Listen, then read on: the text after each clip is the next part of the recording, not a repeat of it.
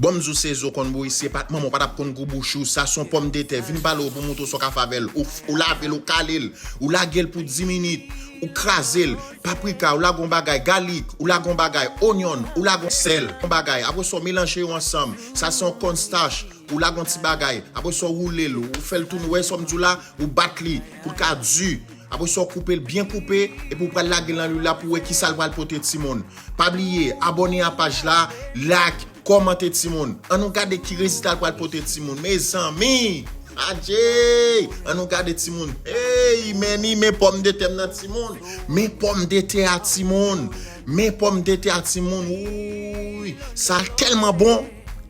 ti monde tendez bouille attendez adje bah ça tellement bon ti monde tellement bon adje ti monde tellement pas feeling regarder machita dans salon m'a manger ti pomme de terre et puis m'a relax maintenant Netflix.